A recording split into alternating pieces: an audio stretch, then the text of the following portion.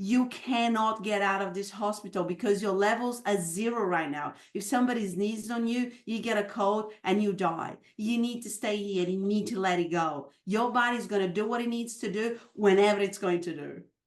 And then I was like, oh, that was the message I needed to let go. Ah, that's so like emotional. I feel so much there. And you know what?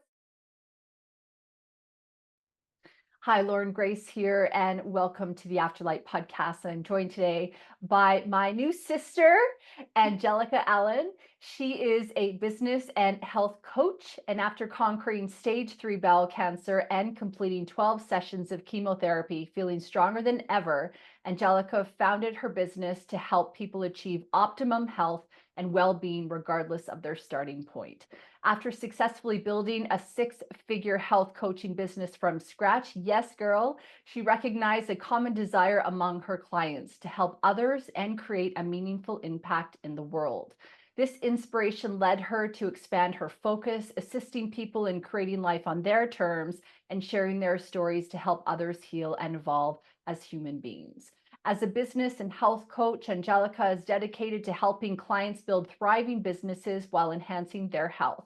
Her goal is to guide clients in turning their purpose into a sustainable business that embraces and brings happiness and financial freedom. Her unique approach includes NLP to reprogram mindsets for success and habit science, as everything we do is habit. She also incorporates energetic alignments to ensure energy and integrations align with the life being created. And Angelica is joining me today. We're going to be talking about creating life on your terms. We're going to be looking at how do you build a successful business? And does Angelica have some tips and tricks? Believe me, I'm going to be taking some notes as well. How can we create a life of happiness and financial freedom? And what role can NLP play in helping you reprogram your mindset so you can really step into the life that you desire and deserve? Angelica, my girl, welcome. Thank you so much for being here. Thank you. Thanks for having me. When you read that, sometimes you're like, really? Like, have I done all of this in the last 6 years? Yeah, in the It's last six definitely been years, a nonetheless. journey. Wow. Yeah. When I was reading that, I just felt so many goosebumps and like this electricity just really charging through me. I don't know about you, but whenever I get goosebumps or I get heart feelings, warmth or energetic, I always know that's truth. Yeah, for sure. Like I am much more connected to my body these days. And like last time when we were together, doing a live event, I just got goosebumps all over with the stuff that you were talking about. I was like, oh my God, this is really freaky. Like, Yeah, it's funny because I think that we forget sometimes that those are little indicators that we get from our higher self that we're really on the right track and also to pay attention. I know sometimes for me, what happens as well is sometimes my ears will get blocked, like one of them, or I'll get like ringing in my ears. Does that ever happen to you? interesting you say that. I do get sometimes ringing in my ear. And I played the piano. And when I was little, my piano teacher said to me, like, oh, I have this terrible ringing in my ear. So I'm always conscious about it because, when somebody Oh. tells you, about something, then you become, oh yeah, okay, this is possible. And I get this ringing on my ears and I was like, oh, what's that? And then before I know it goes, but it's interesting. So I'm going to start paying attention a little bit more about like when it happens and why it happens. Yeah, exactly. So, in my experience, there's a couple different reasons for it. I mean, number one, if not for you per se, but if you're getting that kind of ringing a lot, it may be worth checking into. Just put it out there for Yeah, like yeah, yeah. because a certain amount of ringing all the time is not good. But the ringing that we're talking about is almost like it's like a little clue from spirit. For me, it's all about reminding me to be in the present. It's about paying attention to the thing I was just thinking about or what's Mm. about to happen. Or it also could be downloads, because in my experience, we're also receiving a lot of information from source energy, and we don't always know that that's happening. And so for me, when we get those little clues, that's kind of letting us know that we're up leveling. Can also be a gentle reminder for us to be patient along the journey, because sometimes we can feel emotional. I know as women, especially, we can feel emotional, but it could be that we're actually processing and transforming things. And so it's a nice indication to remember to take a minute to be kind to ourselves too. Yeah, I think that will apply to me for sure. I'm gonna definitely stop. And and I think like when I listen to that, it's almost like I ask myself, and I think that that's on in the Louise Hay's book, Oh, heal feel your yourself. body. I've got it over Yes, here. exactly. Ringing in the ears is that you're not listening to your own self, like to your own, Mhm. higher self. And I think, I have this tendency to be too busy, like, doing a trillion things at the same time. And when Yeah. that is in, it makes sense that you kind of ground yourself, come back to the present moment, and you start listening to the things that you can't see or touch, perhaps. Yes, 100%. And I think that when we're not present, we miss life happening around us, don't we? For sure, for sure.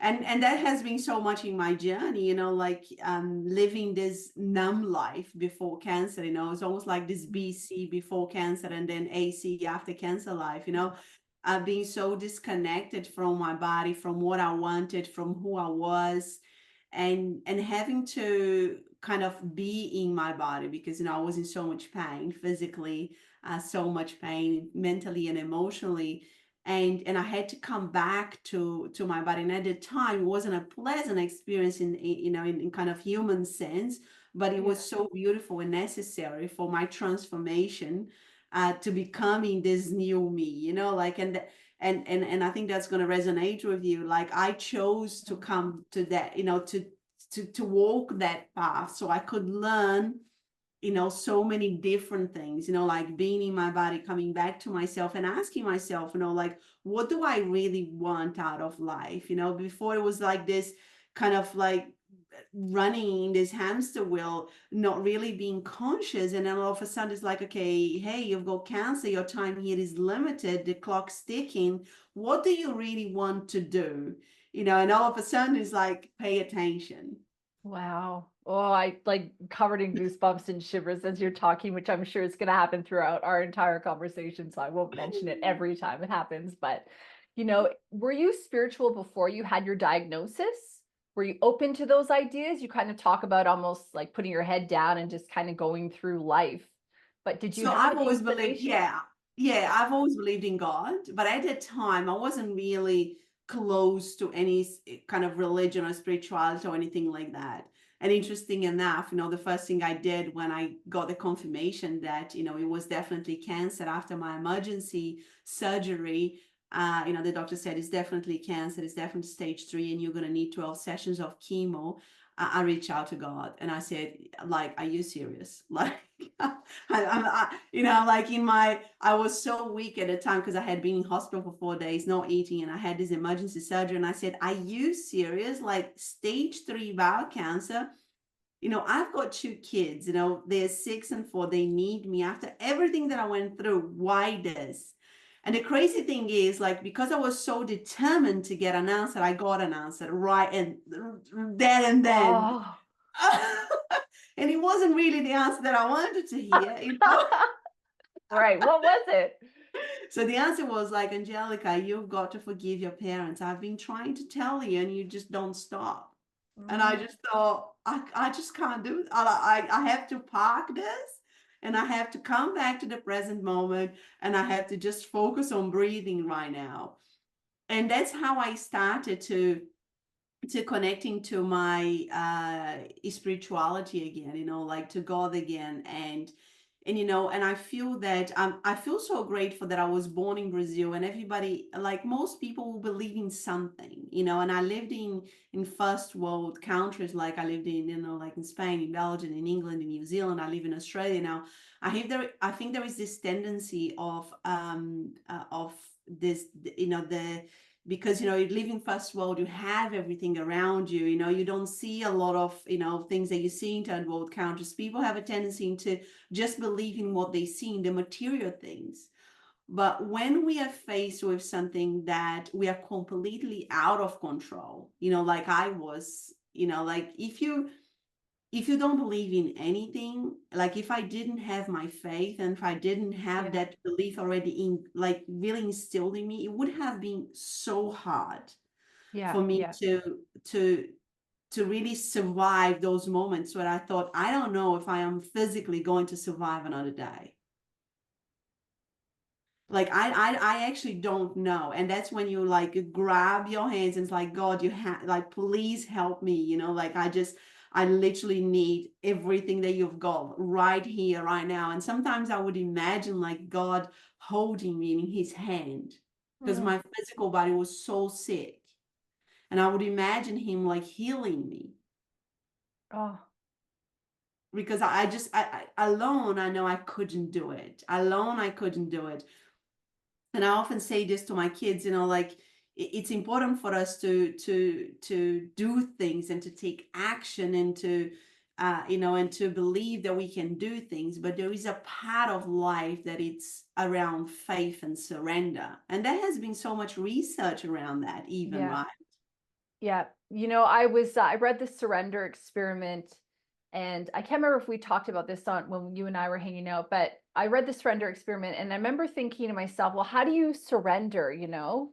How do you actually do that, especially when you're bossy and you want things done your way, you know, like how does that even happen? And I was listening to a bunch of Bob Proctor's teachings, like 14 hours of it, and I understood through all that relaxing is a synonym of surrender. And so, one of the things that I've also been incorporating into my life and including recently is actually physical surrender. So, the way that I've been doing that is I've been listening to a lot or reading a lot of Florence Scovel Shinn's work, who really heavily influenced Louise Hay. I don't know if you know her work, but you'll find that if you get into it, her work is amazing. She died in the 40s. And even Wayne Dyer, they've all read her. You could see bits and pieces of her teachings and their teachings. Anyway, where I'm going with this is she talks about how I'm going to surrender this situation to God. I'm going to hand this over and I let go. And what I've been doing is I've been going, I'm going to surrender, and I like clench my hands really, really tight. And I'll go, I'm going to surrender this situation to God and go, and I let go. And I feel like for me, sometimes I have to do that physical action to Mhm. kind of show I'm really serious about it this time. Really gonna Yeah. take a bit of a breath, take a step back. When you were praying and you were surrendering to God and having that trust and that faith, was there another part of you that really didn't understand that and wanted to continue to take action, or were you really wholeheartedly into that? Like, what was that situation going on in your mind? Because sometimes I feel that we have the two parts of our mind, right? Our brain and our mind, our higher self and our ego of minds. That's such a powerful question. And, you know, I am that person. I'm a doer. You know, I've left my own country when I was 21. I did life on my own. You know, I lived in 6 different countries. I had kids on my own. You know, like I've done all of the things, right? And I went back to a point in my life where I surrendered before, which was the only time where I felt that I truly surrendered, right? Because sometimes when we don't know how to do something, we have to kind of either read a story or, you know, work with a coach or, you know, read something that's okay, this is how you do it, like step one Yes. this, step two that, step three that, right? But Yes. surrender is a little bit hard to like really take people like, how do you surrender, right? So I Yeah. went back to a time where I left Brazil when I was 21 and I had 1,000 euros. And 1,000 euros doesn't take you very far. So I had my ticket to go in and out, you know, and back to Brazil, but my parents couldn't help me financially. So I physically walked the whole of Barcelona to look for a job. I started in offices, I dropped my CV everywhere. That was like 22 years ago, right? Because 23 years ago, actually. And it got to the point that I had 400 euros left. I had 200 euros to pay my rent and I had 200 euros to pay food. So I went to the only place that I hadn't gone in Barcelona because I thought, well, if I have to go back to Brazil, I might as well just go to the beach because I've never seen the beach in Barcelona, and then I can just go back to Brazil. And as I walked through the beach, I dropped my CVs off in the restaurants and I just said, God, like, you know the deal. I've got 400 euros left. If you want me to stay here, you need to give me a job today. Like, Yes. you know the deal, right? And I got a call that the same day and for 2 interviews the next day, one at McDonald's and one in a restaurant. And I got the 2 jobs. So I knew that the surrender feeling is this feeling of like, I'm no longer fighting. I'm no longer Right. I'm just like, this is it. Like, In body and mind, I am, like think about jumping off the cliff. There is no parachute. Like there is nothing. I'm just going all in, and Yes. I don't care. I'm hoping that his hand is gonna be there to hold me. Yep. That is it. Like, and when I was diagnosed with cancer, I thought, there was a lot of like negativity around the words and the world of cancer, like, you've got to fight cancer. And I thought, I'm tired of fighting. I'm not gonna do this anymore. I am gonna embrace cancer fully. And I Mm. embrace it fully as like this gift that I was given to really get to know myself again, to rewrite my story, to rewrite my life. And I never for one moment I thought about fighting cancer. But I still needed to learn how to let go, right? Like, how do you really not, again, I'm a doer, so I changed my diet, I started exercising, I started meditation, journaling, I was doing all of the things, Yeah. and then Yeah. I got a bleed. I was probably week a session 4 of chemotherapy, and nobody knew why. I have one ovary left, and just one ovary left, and that they said to me, you're going to go into menopause, and I didn't. I had this bleed that almost killed me. The doctors didn't know how to stop it, so I had to go to hospital. I had 0 white cells. Red cells were going completely like declining, and they said, look, Angelica, we need to give you a blood transfusion straight away plus iron transfusion. You need to wait for your white cells to pick it up because your body is no longer recovering. So I was in quarantine, couldn't even get out of my room. And finally, my white cells climbed up a little bit, and they said, "Okay, you can go, in a room with somebody, and with other people." And then I started walking loops around the hospital because like I was like, no, but I can do this, I can do this, I can do that. And Yeah. the oncologist, I would wake up and say to the nurses, what are my blood results? What are my white cells? What are my red cells? And they are doing their job, they're busy, they're not going to remember my test results. They have other people Yeah. to look after, right? Yeah. And the oncologist would come, how you feeling? Your results still like you can't get out because your white cells are very low. And then I had this doctor coming in, and she was from, I think, from Colombia, and she came in and spoke Spanish to me. And I knew she came as a friend, not as a doctor. And she said to me, Angelica, you need to let go. You need to stop. Every day you wake up and you ask the nurses what your levels are. You cannot get out of this hospital because your levels are 0 right now. If somebody sneezes on you, you get a cold and you die. You need to stay here. You need to let it go. Your body's going to do what it needs to do whenever it's going to do. And then I was like, oh, that was the message I needed to let go. Ah, that's so like emotional. I feel so much there. And you know what's come to me when you said that is I had this discussion the other day with someone about angels. And you know how angels work through us, through other people. Sometimes they come in, they deliver these messages. And when we're listening, that's when we get the answers that we're looking for. And like you said, you needed that. You needed the reminder to stop obsessing, stop controlling, stop, doing anything other than just being with it. And, when you were talking earlier about going into the cancer, I heard cancer as a teacher. Yeah. And it was, for me, it was, people say, like, do you think you created the cancer? And, I wrote my book explaining how we create the disharmony in our bodies and how we Right. can create healing again, right? If you think about it physically, what is the cancer? It's a cell that goes rogue instead of, dying, uses another healthy cell's blood vessels to grow uncontrollably. But that cell had to get out of the collective. It had to go rogue. It had to behave, isolate itself. And although I was married and had 2 kids and I had a great life, inside I had isolated myself. I was still doing life on my own. I was still fighting everything on my own. Like there was so many different things like it. And it makes me emotional because just before my cancer, like my daughter had asthma in New Zealand, and and this is why we moved to Australia. I became like this crazy mama bear. As soon as she would have like, she would go, and I'll be like, super protective. My husband would say like, can we, no, I would do it, Yeah. I would just like be this crazy mom. And then I asked the doctor, like, if we moved to a warmer country, would she be cured? And they were like, yes. And I was like, that's it. Came home. That's it. We're moving. Like, we're going to Australia. So, but that was all the leading up to the cancer. Is still trying to fight life on my own. And and of course, the whole relationship with my parents was, very much, within that. I separated myself from my collective, who I came in this earth to be with, to learn lessons with, to evolve with.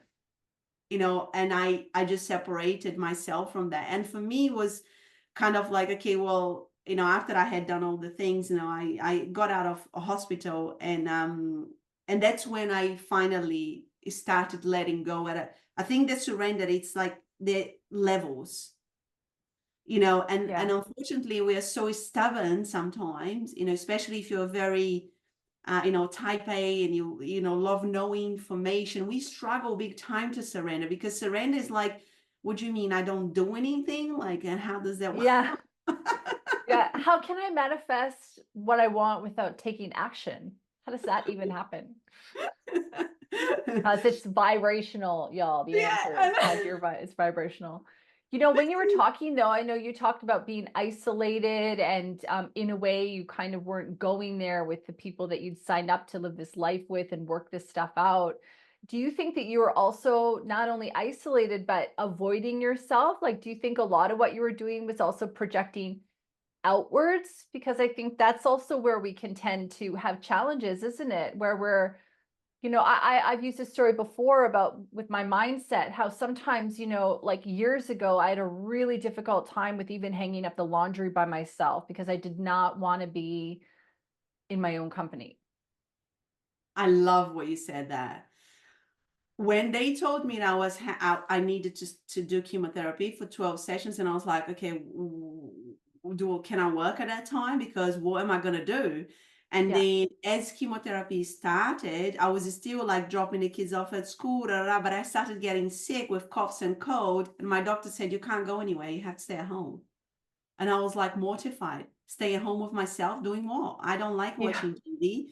And I was like, who is this person? And Yeah. I remember I had this moment where, after I did a little yoga practice, the teacher on the YouTube channel said, now, just you put your one hand in your heart and one hand in your belly and ask your body, how does it feel? And I was like, body, like which body? Like this one? Like Yeah. I got used to living out of my body. It Yeah. became a habit to me. And for me, I did that by, numbing myself with alcohol from my teenager years to now my 20s. I got a bit better after I had kids for a bit, but still I drank a lot of alcohol, and for me, I just got used to literally living somewhere else. So when I started, so chemotherapy was this kind of like journey of walking back to myself and living in my body and feeling all of those emotions again, like, okay, well, you don't have to keep running this race all the time. You don't have to do life alone. You can ask for help. You need to learn how to love yourself again. All of those things. And my husband would always say, like, and I would say, like, before cancer, I wouldn't want to be by myself. And now my husband says, like, you love your own company too much. Yeah. No, I don't. Just leave me alone for a while. Yeah. It's amazing though, and I think that as we get older, I'm not sure how old you are. I'm 41, and I find that as I get older and I love myself more and I understand myself more and I work through challenges, it almost like gives us a different meaning to life, because as we grow and nurture ourselves, we allow other people, of course, around us to hold that same presence, within themselves, within us. But there's also this level of peace, this level of trust that comes in. And it doesn't mean it's all the time, because obviously we're also humans, we're souls in a human body, so we're going to have those human moments. I had 2 days of anxiety a little while ago, which was so frustrating. And then, the more you're frustrated at the anxiety, the more like it perpetuates. But it's a lot about, I think, just the journeying, and then it's the journey to coming back to ourselves and our own hearts. And it sounds like that was a big radical thing that you went through. For sure. And like I said, I'm 44 actually now, and I love my own company now. Like I'm very protective of my energy these days. Yeah. I live, a very kind of, a life that I do things a lot of it for myself, like to fill my cup every day, and with my little family, with my husband and my 2 kids. And I love all of that. Now I no longer need to run away. I don't need to be with people anymore, because I Mm. really enjoy my own company. And like I said, it can become a little bit like, okay, well, it's almost like you don't even want to spend so much time with other people, which, and I think it's Yeah. necessary for you to find a new balance. But I would say that definitely I'm very protective of my energy these days. Yeah, I think there's a healthiness to do that as well, because if you're always projecting out and you're not filling your own cup, and I think as well that we go through ebbs and flows where sometimes we might really want to hunker down and hibernate and be with ourselves, and then as we replenish, we'll have more energy to give to other people. But I think especially as empaths, we really need to notice that, don't we? Because when we're giving too much, for me, in my experience, it leads to being very down, low energy, not connected to source in the same way, fatigued, lethargy, all that kind of stuff, and then just flat. And so I know that if I'm not taking the time to, regenerate and rejuvenate myself, then there's going to be challenges down the road, which sounds like you understand as well. Yeah, for sure. Like again, during chemo, I had so little energy that Yeah. I became very aware when the energy was getting out of my body, and I was like, whoa, whoa, whoa, I need this energy. I can't, like Wow. I literally needed to be, I had such a small amount of energy, and I needed to utilize the energy to eat well, to rest well, and to exercise, because that was very important because my physical body was so sick. I needed to support my body in between sessions. And Yeah. after that, I became super connected with that, like, if people, if I've noticed that they're taking my energy away, I'll be like, okay, I'm just like, this is it. This is my boundary. And when you are an empath, especially if you are going into coaching, you talk about things around the coaching, you Yeah. know, a successful business is, I would say it's not to work with everyone. It's to work with the people that are in alignment with your mission, and alignment with, what you're really trying to achieve together. Because as a coach, you Yes. come halfway, and the other person needs to come halfway, because otherwise it's just never going to work. I knew that some people, I realized that early on, even if I went to their houses, cooked for them and fed them, they wouldn't eat the. Do you understand what I mean? Like, Yes. Yes. one, you're enabling that behavior, and two, you're empowering the person not to do anything about their situations, right? And you only going to work with a coach, and get the results if you are ready to change, if you're ready to do the work, if you're ready. It's not a delegation process, or you do the healing for me, or you do the work for me. Yeah, exactly. Yeah, So it's I a think that was, responsibility, yeah. isn't it? Which you started off the whole conversation by understanding your responsibility in your own healing journey. Yeah, for sure, for sure.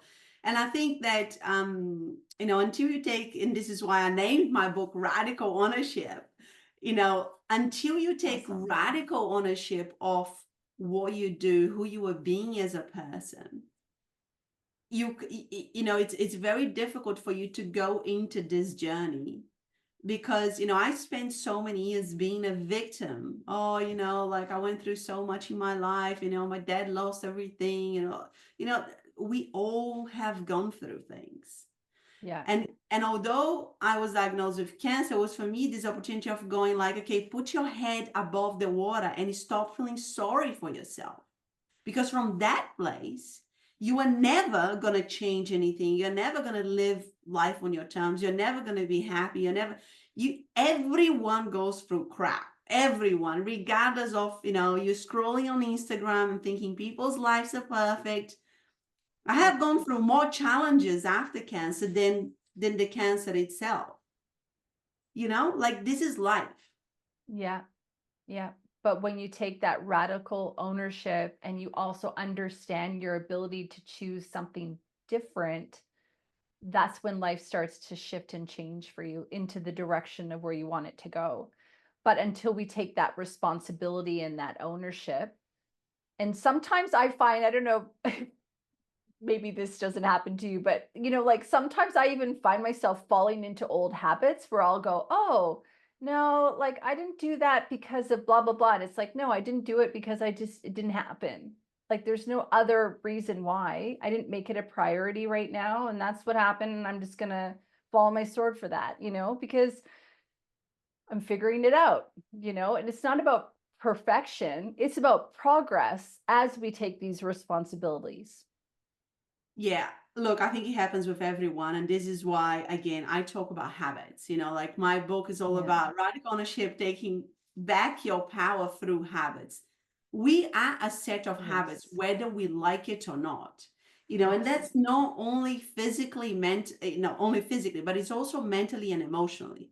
Now, it might be that your habit, like I said, is going down the path of feeling more anxious, and my habit is going down the path of being more a victim, right? Whatever it is, we all Yeah. come with a little bit more of a tendency to doing, sometimes it's people getting more depressed or angry. Anger was a habit. As soon as something would happen to me, I'll just be angry. So it becomes an instant habit.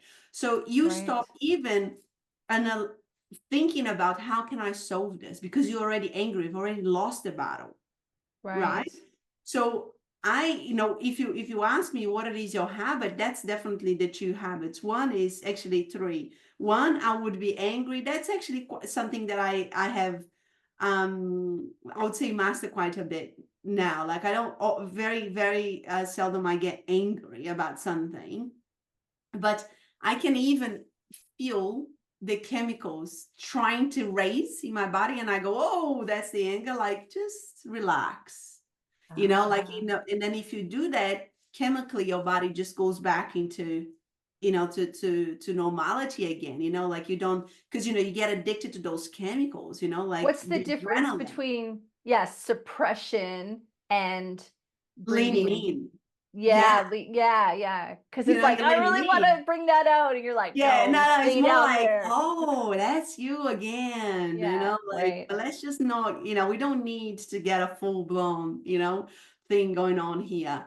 Another one is another one is, the victim mentality, in the sense of like, as I say it again, I don't think it's something that I fall in too much these days. Is like going like, oh, why is it so hard for me? Why do I have, like in business that can happen so much, right? I've tried all the things, why is it so hard? And I think that, Mm, I was just talking the other day with a client, why do you think 90% of business fail in the first year? Because it's one of the hardest things one are gonna do.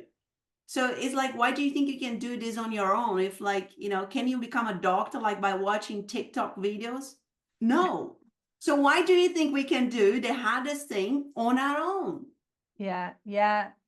That's so Right? It's kind good. of this mindset thing that we now Yeah, society, especially these days, because there's so much free information, we think like, oh no, I can do this on my own. But it's like, do you know how many business fail in the first year? And there is a yeah. reason for that. I did a really awesome workshop. Actually, some of the content similar to my Soul Accelerator program, but I did this full day workshop and it was an investment. It was $500. And you get fed and blah, blah, blah. I'm not going to sell anyone on that, but like I did this workshop and the curriculum was amazing. And I had this woman say to me, well, what can I learn from you that I can't just find online?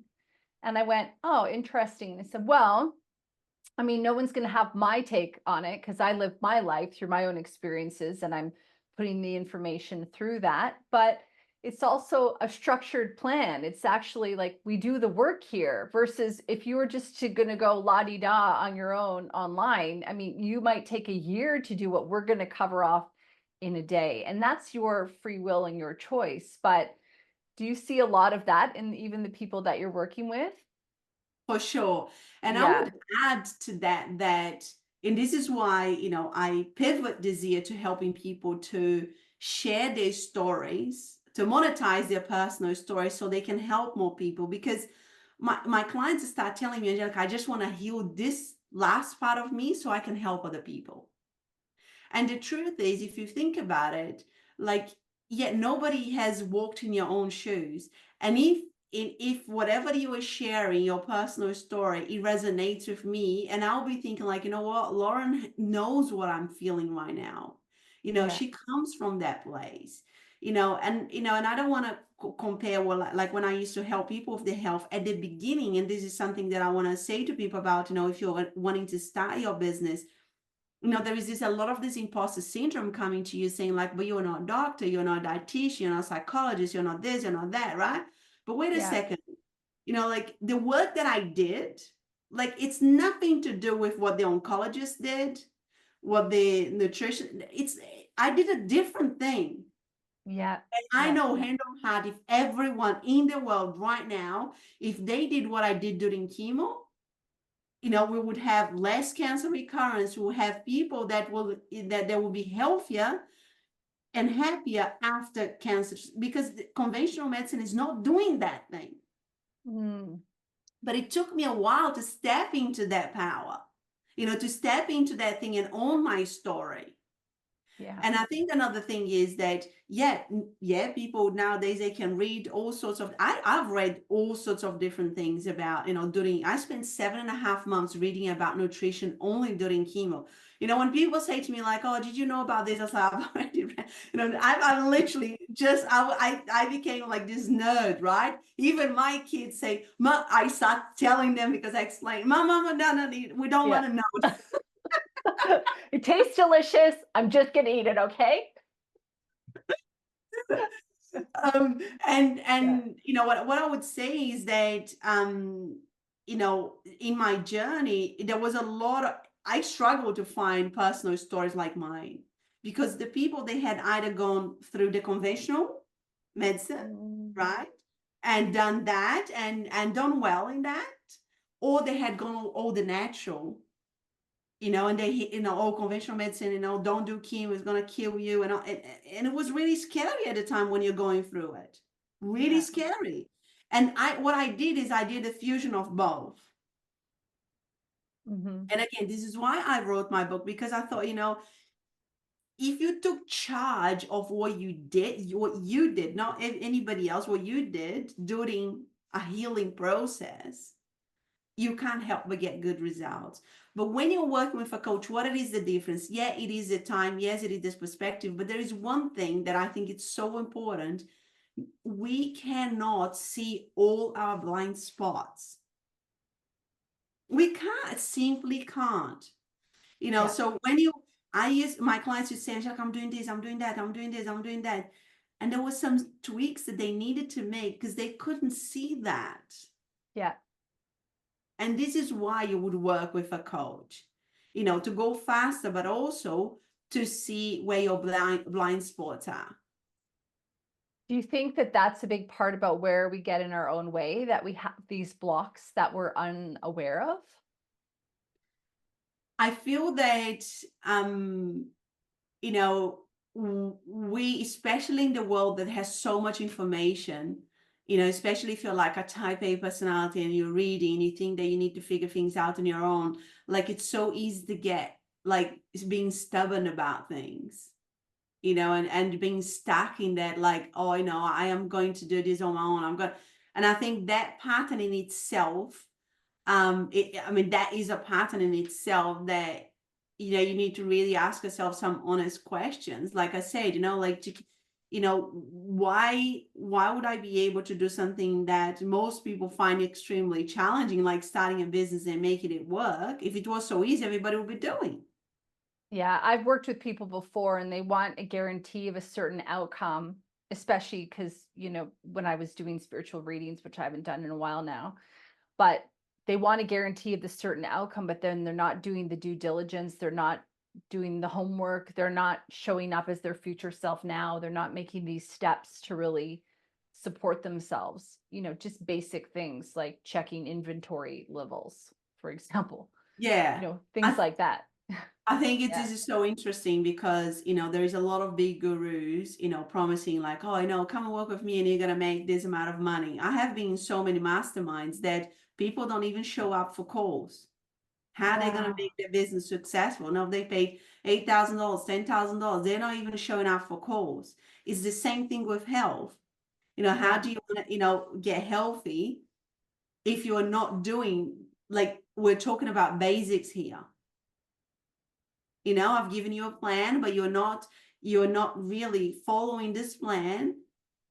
So I think that when clients come to me and say what it is your guarantee, I would say to them, you need to become your own guarantee. Yes, exactly. You'll Because get I as know much I'm as gonna you be put all into in. it.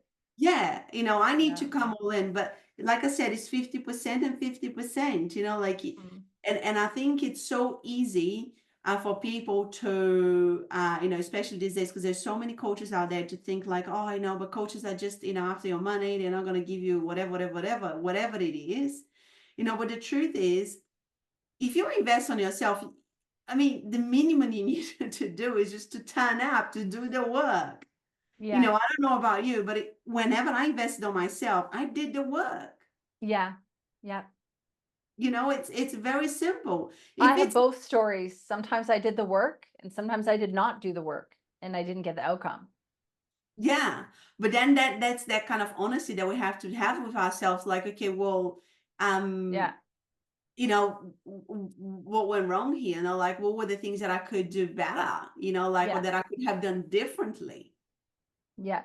Can I take us back to something that you were talking about sort of at the top of the hour with our time together, where you were talking a lot about wanting to heal or understanding the need to sort of heal some of the relationships in your life. I was just kind of wondering how you go about doing that, how you go about forgiveness, how you go about letting those things go, because that's a reoccurring theme I see in a lot of the people that I work with is like resentments. And they hold on to these grievances or these resentments or these stories. And I think sometimes what ends up happening is there's a catalyst that happens in their life, or maybe they'll relive an experience again, the same one again, and they'll have had enough. Or they might be in for a bigger shock, like similar to what you went through, right? Where it's like they really had to face this, straight on. So do you have any guidance, any thoughts around that? I know you do. Definitely one of the most challenging things. Most challenging things that I did was forgiveness. And I did some work on my own, like writing things down. Why was I, allowed my anger to have that voice? And like I said, I dwelled on that place of going, God, like I don't think I can do this. And then, God, what if I don't? What if I don't forgive? Will the cancer come back? Will I die? Those are the questions that I ask myself honestly, because I knew that 33% of my sickness was physical, 33% was mental, and 33% was holding on to the resentment. Wow. So what I'm going to say here is that, because the doctors told me it's bad luck. And I was like, nah, I'm going to find my own answers. Thank you very much. And then after reading and researching, I knew it was, the way that I was treating my body physically, the stress that I put myself under for many, many years, and this addiction to the stress and the resentment. I knew if I Yeah. didn't heal the three parts, who knows, the cancer could have come back. And cancer recurrence is a real thing. Is And it step so by step that you look at? Because when you're looking at that, I can see that people would be so overwhelmed. I think that's where a lot of people get stuck and caught up, which is, another benefit, of course, to having a coach, I guess, is because you can do these steps with them one at a time instead of looking at everything that you need to solve at one moment. Definitely step by step. And I would always Yeah. say to my clients, I have like this triangle. The first step, it needs to be your physical health. Because the truth is, think about how many people you encounter and they are exhausted. They might not have cancer, but they're exhausted. They don't even have the energy. Like literally what's happening is, or they're overweight. They're taking like 3, 4, 5 medications. They're unwell, right? Yeah. So Yeah. what's happening is your physical body is in constant survival. It's trying to go like, okay, well, should I fix this first or should I fix that first? Or, Mhm. how do I get the energy to go through another day? And how do I do this? How do I do that? Right. And then from that place, just let's give an example. People want to heal the anxiety. Well, you can't. You simply can't because it's trying to build a building in sand. Your foundation is flimsy. Yeah, also because the anxiety is coming from something, it's alerting you to a part of yourself that needs to be looked at, healed, supported, even if it's just acknowledging it and going, hey, girl, like I know we're really anxious right now, but we're making a lot of assumptions and creating a lot of fake stories. So let's just be here because what problem do I have in this moment? None. And almost like But talking to the anxiety like a friend. exactly, but you can't do that if you're abusing your body with junk food, if you haven't Yeah. exercised for donkey years, if you're not sleeping well, if you're taking 10 Yeah. medications. That's the reality of most people in Wow. midlife, right? So, when clients come to me, it's like I'm anxious, I'm having panic attacks. No, you fix some of the physical habits and Yeah. instantly now they have a mental like a space and capacity to go, oh, now I can talk to my anxiety. Because when your body's all over the Right. place, your body's just literally in this race of survival. Yeah. And also you're bogged down, isn't it? Like this heavy blanket over top of you, and you're going, I love that you were talking about earlier, put my head above water. That was such a powerful metaphor. It's as though you cannot even put your head around or above water if you're still like drowning within the environment that you've created for yourself. For sure. And I would Yeah. say the physical first, then the mental and the emotional second, because when you have been angry, especially going back to the anger thing for many years, the anger is Mm. in your cells. The energy of anger, it's at the cellular level. This is how I felt. I was angry all over it with all my Mm. heart and soul and everything, right? So what happens is any situation that happens, you're just like mirroring back. I'm angry. I'm angry at the person who cut me off the traffic. I'm angry at the telemarketing person on the phone that is not solving my problem. You just get angry with your husband, with your kid. You're just literally mirroring back what's happening inside you. So, once you start looking after your physical vessel and it's strengthening your body so you can actually heal the anger, I would say the second thing that you need to do is to have the intention. Do you really want to let go of this? Because we get a lot Oh, of significance yeah. How is this holding serving on to me? that. Yeah. Like I look at me, like I've been through so much crap in life. Yeah. Yeah. Let me You, tell you about it. yeah, let me tell you about it. You relive all over it again, huh? And did this and that, right? Yeah, yeah. So And it's you funny need because our environment mirrors to us what's within us. It mirrors to us, these parts of us. So that's sort of what you're talking about, isn't it? How, exactly, we're seeing yeah, examples of it in our everyday life. Yeah, we're creating more and more of those reasons to get mad at the telemarketer, like you said, or the person who cut exactly. you off in traffic. Yeah. And once you have, after I had this conversation with God, okay, well, should I forgive? Should I not? Can I do it? Can I not? Like again, those are honest and real raw conversations that you have with yourself. That the answer could be no, which is fine. It's up to you. I'm not here to judge you. But my Yeah. answer was, it got to the point that I was like, okay, I need to do this because I want to survive for my kids. At the beginning, I couldn't even do it for myself because I was so disconnected. So I had a big motivation to do it. So when you say like, people sometimes they have to get to this place where they, go through something like yourself or, they have this, I have had enough moment. We are human beings. We are always seeking comfort and pleasant. Nobody wants to forgive. No one wants to Yeah. let go of resentment. Yeah. We're Too still much work. I'll do it exactly. tomorrow. How could I do that? No, they did wrong, and you go on the Yeah. same thing. It Yes. takes you to becoming a different person, to even wanting to do that. Yeah, I remember I'm getting this story, this memory. So I was listening to Eckhart Tolle. I don't know if you've seen it, but Oprah and Eckhart Tolle did a whole series on YouTube back in 2008. Did you watch that? It's on a I new think earth. I've watched a bit of it, yeah. I've listened and watched it probably way over 20 times. It's amazing. And for any of y'all listening, get a new earth, go chapter by chapter and find those teachings, because real people call in and ask questions. So there's this woman that calls in on one of the chapters, and she has an eating disorder, and she's talking about her eating disorder and about, I can't remember exactly the context around her question, but it was essentially around how she didn't know how to become more than that. And Oprah had made this comment about how you don't know yourself to be bigger than this yet. Mhm. Oh, just like Yeah, goosebumps, like goosebumps. crazy. Yeah, it's Yeah. like you do not know yourself to be bigger than this.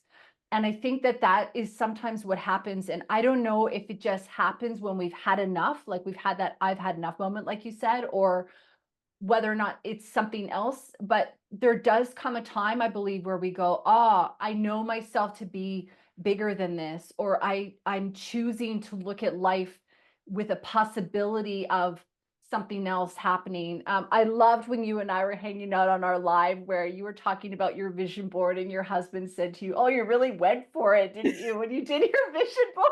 I just like, that is the best comment ever. I love it so much. And because we don't know ourselves sometimes to be bigger than this moment, to be bigger than this habit, to be bigger than this situation that we're in. And I think that's when the intention is that to believe you can do it, right? Yeah. I can step into that.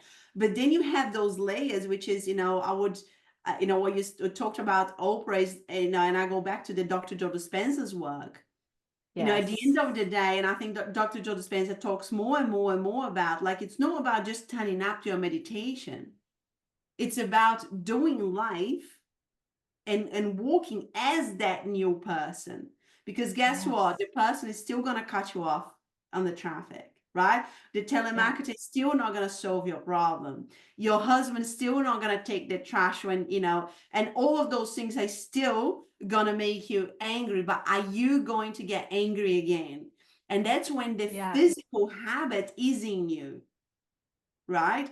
And it's Yeah. layers that you start that peeling, and and I would say that, when it comes to forgiveness, you start opening your heart. Like it's like this little, tiny little, the light, comes a little bit, and Yes. you start opening more. What's the next step? And for me, it was very much, I would ask, I was obsessively asking God, you have to help me, help me, help me. I want to forgive. I want to forgive.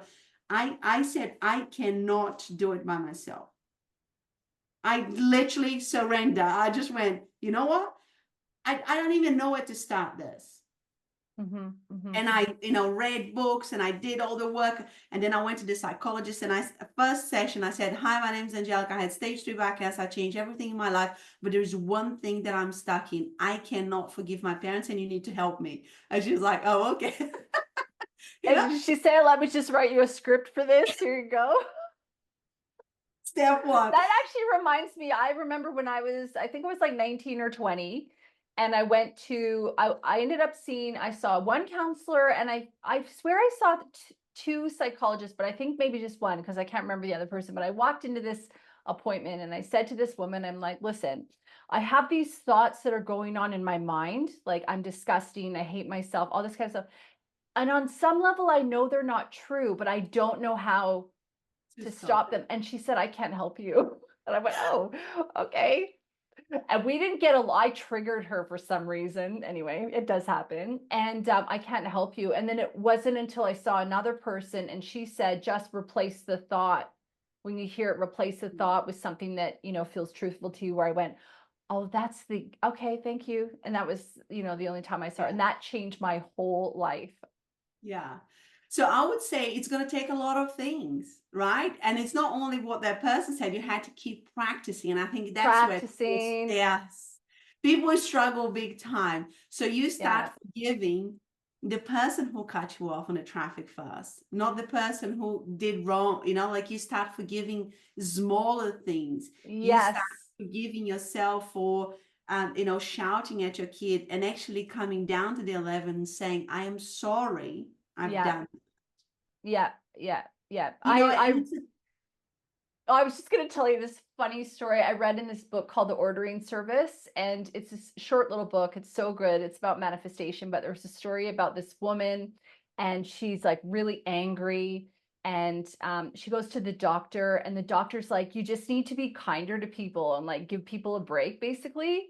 And she goes, oh, I don't know. And so she goes off on her day, and he goes, just say peace be with you. So she's like, I'm kind of paraphrasing the story here, but like in the car and someone cuts her off, peace be with you, peace be with you, peace be with you. She's like going to park in front of the seafood shop and someone's in her spot. She's like, peace be with you, peace be with you. And she goes into the seafood shop, and then she orders the thing, and the woman is filling up the container and it's not full. And she goes, peace be with you, peace be with you, peace be with you. And then the woman puts the lid on with the sticker and it's not quite full, and she's still doing the peace be with you, peace be with you. And then all of a sudden the woman looks around after she's done the sticker, which by the way has the price on it. She looks around and she goes, takes off the lid and adds more. And she goes, I put a little extra in there for you. And I just love that story. And I mean, I've just kind of summarized it really fast, but it can start with a peace be with you, actually. I actually did that like Yeah. crazy. Like you give the, so after 12 years of not speaking with my parents, I went to see them. And I remember a conversation I heard from Oprah and Deepak Chopra. And Oprah asked Deepak Chopra, he said to her, like, I never react anymore.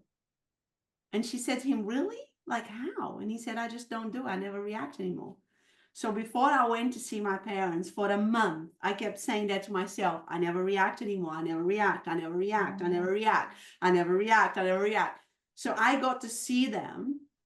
And there was a couple of situations that I could have reacted and my old self would have reacted. Yes.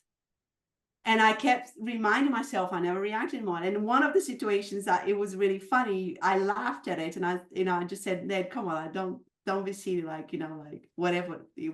But the other situation was like quite tricky. Yes. And I Your responded, ego's like, oh, I want to say something. yeah. And I was just like, I was actually quite unsure, like, how do I, what do I say here? Like that in a way that is going to be kind, that it's not going to come, because before I would be like, like I would just like, the whole thing would have been like a mess. And I was able to do that. That's so But powerful. can I just say, I still hadn't forgiven my parents fully. So that was a year of asking God, do I, of being diagnosed, of asking God, do I forgive or not forgive, opening myself to forgiveness, asking God to help me, going there to see them. And then when I came back, I remember my phone rang and it was my mom. And I looked at it and I just thought, God, like, I can't do this anymore. Like I can't answer her and talk about the weather. I can't do this anymore. And all of a sudden I felt like the feeling, this heavy feeling of anger and resentment got lifted. Wow. But can you see, it wasn't all of a sudden, like there was the work that I had to. Yeah, I don't think that most things are not all of a sudden. Even when people have healings, they'll be like, oh, like for me, I was really afraid of talking to dead people, and then I got a healing, and like then I was okay with it. But that was a lead up. Like I had been doing the work before then. I was really ready. It wasn't as though it just happened overnight. It was that I was doing the homework. And that's exactly it. Like for me, all of a sudden that the feeling was lifted. And there was another journey started. I started building a different relationship with them, right? A relationship that was based in respect, in unconditional love, in allowing them to be who they were without trying to change them. So good. But that didn't come like from me being, I'm better than you. Nothing to do with that. And that also came from me I think a lot of people that hold on to resentment, they're waiting for the person to say sorry, for the person to change. For, why do I have to be the bigger person? I thought that. Why do I have to do all this work? I thought all that. Yeah. That's the wrong question. Because you're the one carrying the load. Like people could be going off on their perfect life and have no idea that you're so upset about something. Like, Exactly. From yeah, their unfortunately. perspective, they, Yeah. they don't think, and to be honest, I think my parents, now I look back, they did the best they could, and some of it, Yeah. Yeah. they don't agree with, how I behaved, and they have the right to believe in that and to feel that. Do you know, Yeah. like it's their Yeah. life, like they don't have to believe in the same things as I believe. No, that's exactly right. And everyone's got their own perspective. And personally, I realize more and more that there's no right or wrong. There just is, because we're all learning on the journey of life here. And so, how are we to know what's right for someone or wrong for someone else? I mean, their souls could have signed up for that. They could be strong as hell and be able to like overcome things that other people can't. Like, who knows? I don't even know if we always know for ourselves, in fact. But I think there's, kind of peace and understanding that when we really are operating at the level of consciousness that we're at, we're doing the best we can because that's all we know to do. And that is surrender in itself, right? Like Yeah. that is completely surrender in itself. And I think, there is definitely a part of life that we need to do things, Yes. right? There is definitely a part of life that taking action. But there is definitely a part of life that we need to lean into the trust and the faith and I've done everything I could from the tools that I have, from where I'm standing, Yes. like, Yes. and I'm sitting here. I feel free and I feel happy with what I have done because that's all I could have done. Yeah, that's exactly right. I know we're already at our hour, of course, because you blink and it flies by, especially when you and I get together. It's like, oh, what? 5 hours has gone by. Um, but one of the things we didn't talk about was the NLP. So the NLP, was that a lot about helping you with the mental stuff? I mean, we talked about the importance of the physical, we've talked about the emotional as well. Did you find that the NLP was the missing link in terms of assisting you with your mental? The interesting thing is that I've done the healing like while I was doing chemo. And then afterwards, when I started asking myself, like, to help people, I need to become a doctor. And in that period, when I started my coaching business, I I really wanted to kind of have it, I need a degree to help people. And I Right. looked everywhere and I thought, can I become a dietitian? I'm like, yeah, but I didn't help people with that only. Can I become a Mhm. psychologist? But I didn't help people with that only, right?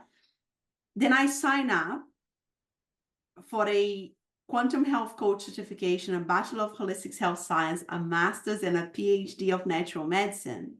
Oh, just that? Just that, because I'm an all or nothing person. Right. Yeah, I And I respect thought, that. and it's a university that is called Quantum University. They're in Hawaii and they're outside of Australia. And for me, it was everything that I had learned sitting at the chemo chair is what they taught at the university, the work of Right. Dr. Joe Dispenza, Bruce Lipton, and there was an NLP course there. And when I did was really interesting because instinctively I had done that in my own healing journey. But the Beautiful. framework of NLP just gave me more tools to help people to really understand what it's almost like the science behind it. Yeah, it's also difficult where you go, I'm really good, just ask me, or I've overcome this stuff for myself.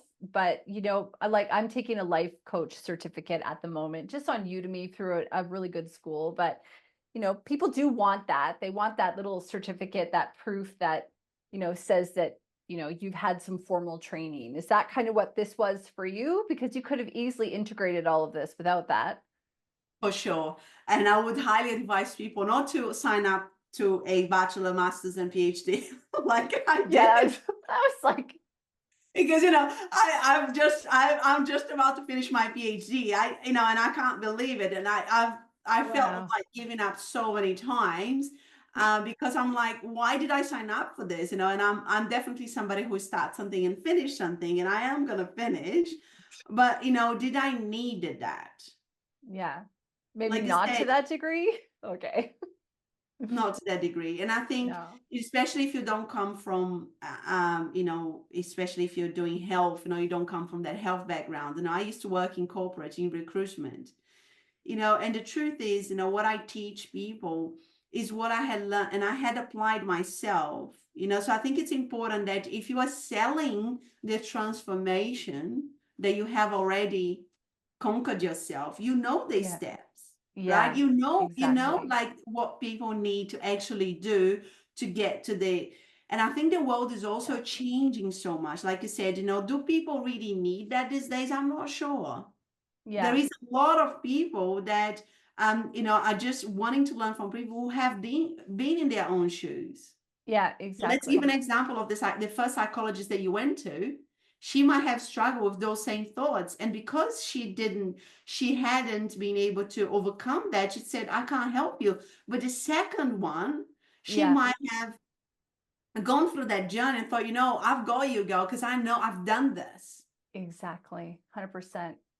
You know, Yeah. like we're living in a, I think even in the last 4 years from when I started my coaching business to now, I think the world is changing so much. You know, I Mm, think people are wanting to learn from people who have been in their own shoes. You know, yeah. like with all due respect, like an oncologist, unless they have gone through chemo themselves, they don't know what it is like. They don't know, Yeah. right? Like they're like, oh, you're Yep. gonna feel a little sick. You know, I'm like, really? You want to get a hit of that, and then you tell me, oh, Yeah. you're, you know. You know, Yeah. this is ain't for the faint-hearted, you know, like Yeah, 100%. So for the NLP stuff, is there anything that you wanted to say on that? If someone at home is curious about learning a little bit more about that, I'm only bringing it up again because off the top of the show, I said I would talk about it, but we're yeah. really kind of nearing our time together. But I've never done NLP myself officially, I don't think, but I am aware of neural nets and recreating my own thought processes and, um, getting rid of like old thoughts and things like that. So is that kind of similar to what the work is that you're doing with NLP, or is it more structured and more of that framework concept? It just gives you more structure around how to change your thoughts and what to do. For example, when you're having those thoughts, there is Yeah. different ways, strategies that you can use within the NLP framework that it can help you with that.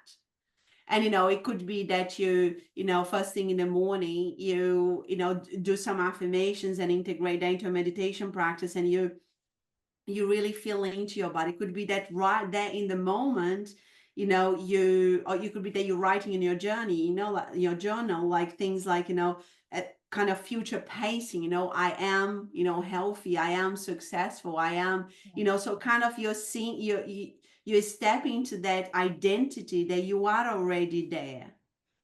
You know, Yes. it could be visualizing and mentally rehearsing, you know, like how you're going to react in a certain situation, let's say public speaking or in a meeting or with a client or in a group coaching, whatever it is that you are doing. So I think it's just that, you know, there is a structure to it.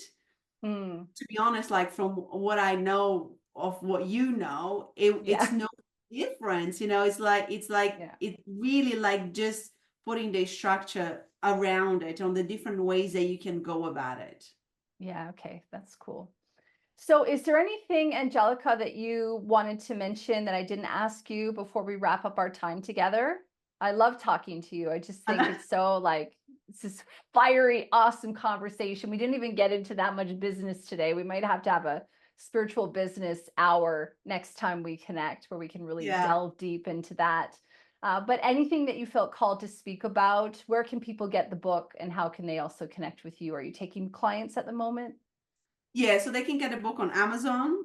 They can book a call with me on my website or Instagram, Facebook, YouTube, TikTok.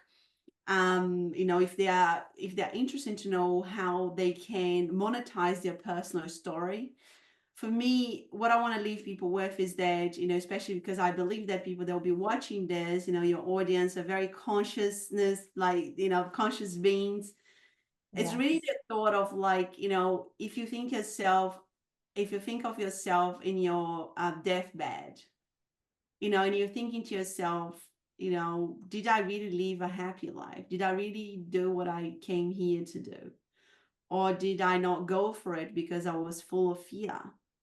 Or because, it was too hard, or because it was, I wasn't sure if I was going to succeed. I think that we take time for granted, thinking that we have time to live this perfect life that we want to live, which sometimes can be just going after our dreams and having the courage to do that. And I'm here to say to you, you don't know how much time you have left.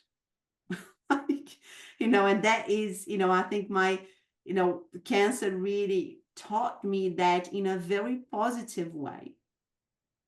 A perfect life is a life that you want to live, that you are creating every single day on your terms. And that does not mean that it's going to come without any challenges, but that only means that it's guaranteed that you are creating every single day the life that you want to live. Yeah. Well, it's beautiful. Well, thank you so much for being here. I'll put all your contact info as well in the show notes, and something tells me you'll probably be back on the show again. I can't wait. Thank you, my sister. You're welcome. Thank you so much for having me.